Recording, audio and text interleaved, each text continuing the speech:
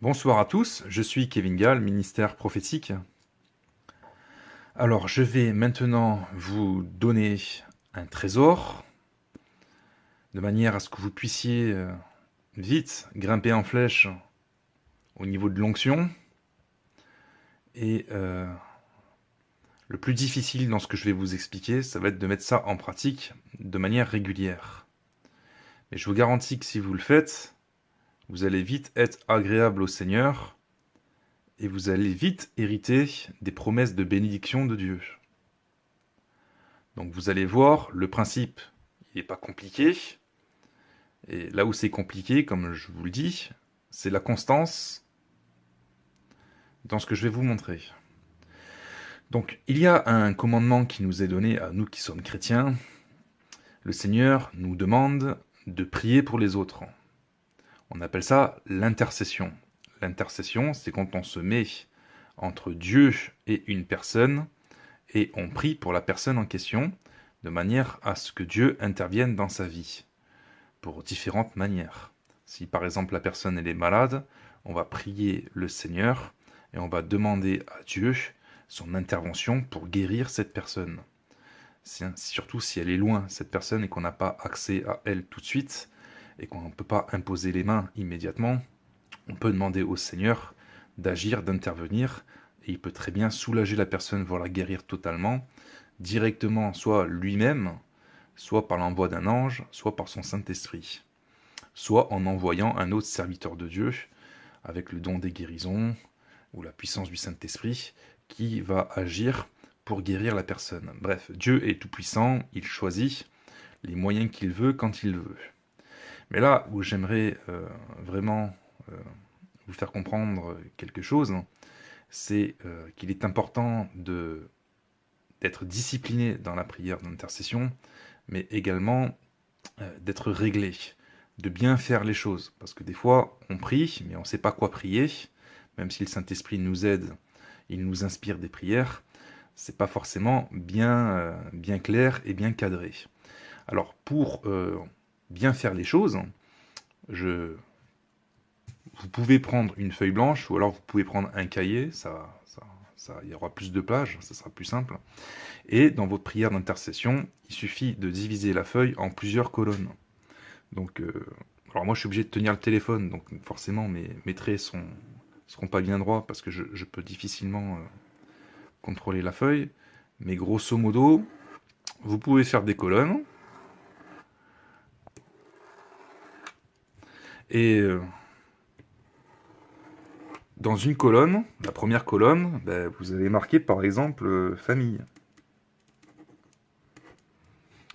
Et dans la colonne famille, vous allez tout simplement marquer toutes les personnes de votre famille que vous connaissez, les proches, les moins proches, les plus lointains, etc., les cousins, les parents, etc., etc., les enfants, bref, vous marquez le maximum de personnes de votre famille.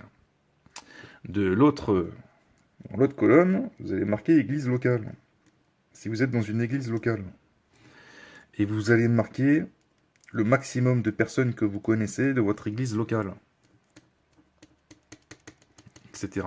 Bref, ça peut être long, bien évidemment, ça dépend de l'église. Vous pouvez marquer par exemple ici une colonne monde, avec par exemple vos amis. Si vous avez grandi avec des amis qui sont du monde, puisque vous-même vous étiez dans le monde, et que vous avez gardé contact avec eux et qu'ils ont gardé contact avec vous, eh bien, vous pouvez continuer de prier pour eux, vous marquez leur nom, etc., etc., et vous priez pour eux. Vous n'avez pas forcément des amis dans le monde, mais des connaissances, par exemple dans le travail. Je symbolise le travail par le W. Et vous marquez tout simplement tous les noms des personnes avec qui vous travaillez, vous côtoyez, etc. Si c'est pas le travail, ça peut être par exemple les loisirs. Quand je dis des loisirs, bon, normalement, nous en tant que chrétiens, on doit éviter tout ce qui est divertissement, etc. pour s'attacher à Christ.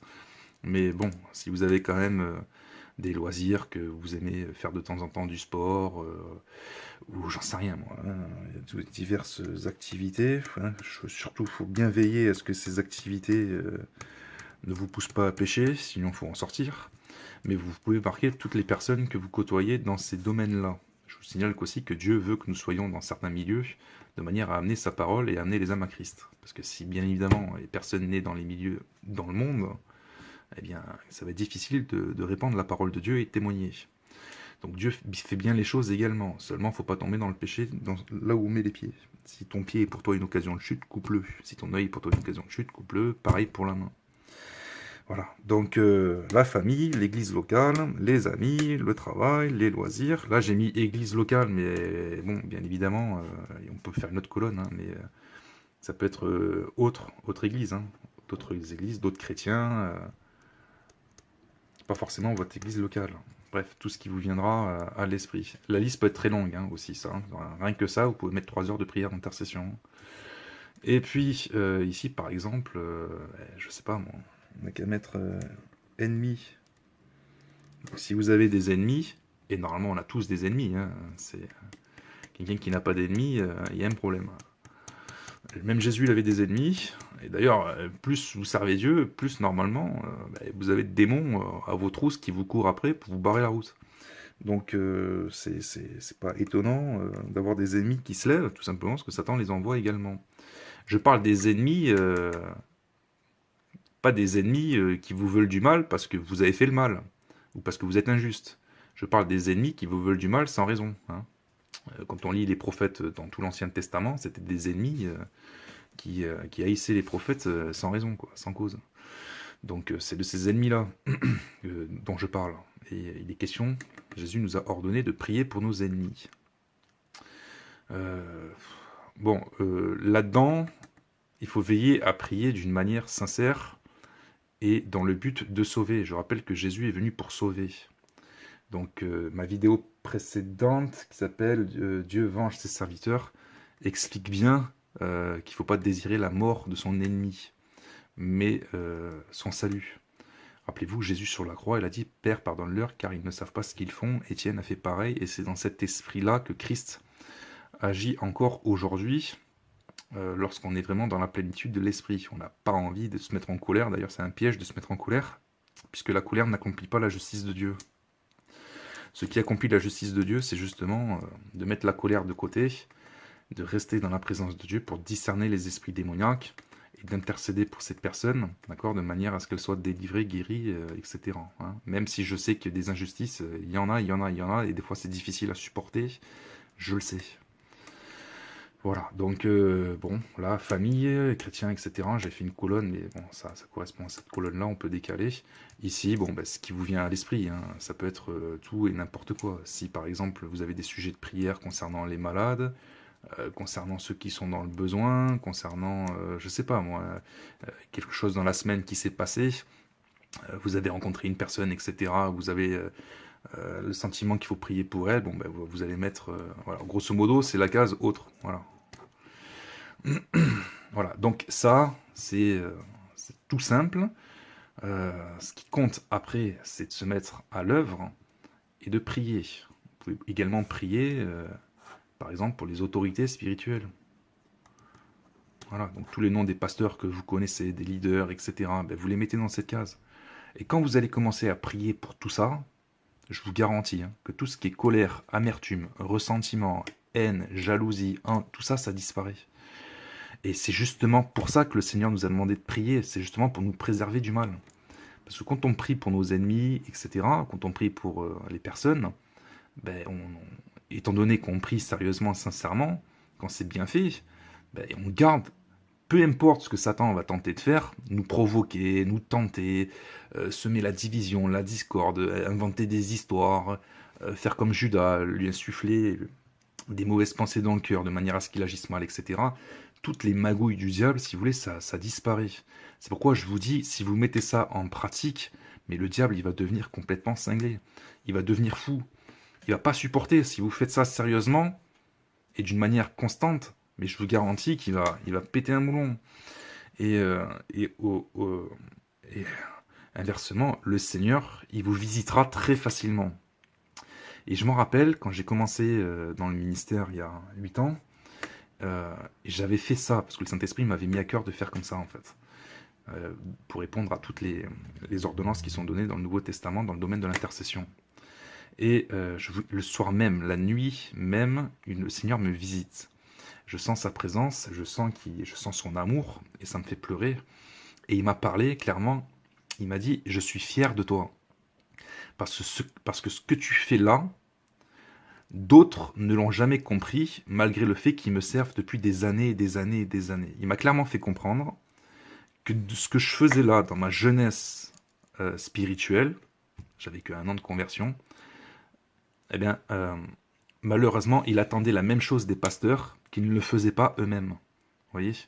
Et c'est pour ça qu'il était déçu. Et j'ai senti sa tristesse. D'un côté, il se réjouissait de ce que je faisais. Il a clairement dit qu'il était fier de moi. Et ça m'a permis d'être visité par le Seigneur lui-même.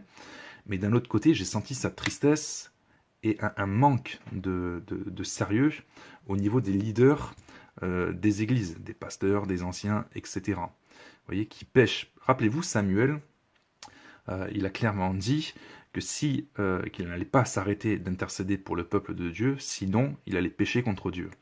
Et si on s'arrête d'intercéder pour les personnes, est-ce que vous savez qu'on pêche contre Dieu à ce moment-là, surtout quand on est établi leader d'une assemblée locale, par exemple? Si vous êtes leader d'une assemblée locale, vous devez connaître toutes les brebis. C'est un proverbe d'ailleurs, je vous laisserai le chercher. Il faut connaître toutes les brebis et il faut prier pour chacune des brebis. Paul a exhorté de prier pour tous les saints. C'est pas seulement un soir comme ça où on fait une réunion entre chrétiens et on va prier pour des saints qui sont malades en particulier. Il faut vraiment que le berger il ait à cœur toutes les brebis de son église et qu'il prie pour chacune d'elles.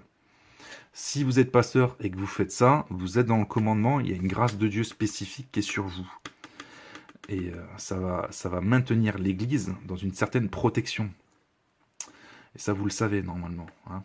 Il n'y a pas de souci. Maintenant, si tous les chrétiens des églises de partout qui entendent cette vidéo se mettent à faire comme le Saint-Esprit m'a ordonné de faire, m'a guidé à faire ça, mais je vous garantis que les victoires, ça va éclater. Il y aura des réveils, il va se passer beaucoup de choses dans le monde spirituel, des changements, Dieu va intervenir. Satan ne pourra plus faire ce qu'il veut, c'est pour ça qu'il deviendra complètement fou. Et vous aurez bien évidemment après des attaques, des représailles du diable. Mais finalement, ce sera la main de Dieu qui l'écrasera. Et vous savez, les guerres se remportent premièrement dans la prière. Dans la prière, dans la prière. Si vous êtes quelqu'un qui prie beaucoup, vous avez fait 90% du travail. 90%, c'est un chiffre subjectif, c'est un nombre subjectif ce que je dis. Mais ce que je veux dire par là, c'est que vous avez fait le plus gros. Parce qu'une fois que vous débloquez les choses dans le ciel par les prières d'intercession, après ça coule. Normalement, ça va vite. Dès que vous parlez, dès que vous prêchez, dès que vous exhortez, c'est entendu, il se passe des choses, il y a des circonstances, Dieu met sa main pour empêcher des tentations, pour empêcher des catastrophes, des malheurs, etc. etc. Il y a des réveils qui se font, vous comprenez? Donc voilà, c'était simplement une mise au point. Vous n'êtes pas obligé de faire ce que je dis, hein, il n'y a pas de souci dans mes vidéos. Maintenant, moi j'estime que j'ai partagé un trésor qui n'a pas de prix, parce que si vous faites ça et si vous êtes constant dans ces choses-là, vous allez vite grimper en flèche dans votre proximité avec Dieu. Donc il viendra vous parler, il se confiera en vous, il vous dira ce qui va pas, il vous révélera quels sont les problèmes, dans quoi il faut prier, dans quoi il faut intervenir, comment faire les choses, etc., etc. Si vous faites ça, vous avez tout compris. Grosso modo, si vous faites ça, vous avez... parce que ça, c'est l'amour. Hein. Ça, on peut résumer tout ça en un seul mot, l'amour. Voilà, donc tout est résumé à travers ça. Maintenant, il faut le faire d'une manière sincère, honnête, avec humilité, si vous pouvez le faire en vous prosternant pour chacune des personnes. Et là, bon, là, grosso modo, il y en a pour une journée de prière. Hein. Maintenant, si vous pouvez faire, par exemple, diviser ça par semaine, le lundi, le mardi, le mercredi, le jeudi, le vendredi, le samedi, le dimanche, il n'y a pas de souci, c'est très bien. Si vous pouvez faire qu'une seule heure par jour, c'est déjà très bien, c'est mieux que rien. Si vous pouvez faire une demi-heure, c'est mieux que rien. Une demi-heure, c'est vraiment le minimum, hein, parce que prier 10 minutes, un quart d'heure, je veux dire, on n'a vraiment pas le temps de bien se chauffer, même dans la prière spirituellement, pour envoyer. Mais si on fait ça régulièrement, tout le temps, que c'est consacré, c'est discipliné, et on se dit, bon, au lieu de faire ça, je fais ça devant Dieu. Si vous êtes marié, faites-le à deux. Si vous êtes en famille, faites-le en famille. Mais je vous garantis qu'il y aura de la présence de Dieu en vous et chez vous. Hein. Voilà, donc soyez bénis, suivez quand même mon conseil, et que Dieu vous bénisse. À la prochaine vidéo, au revoir.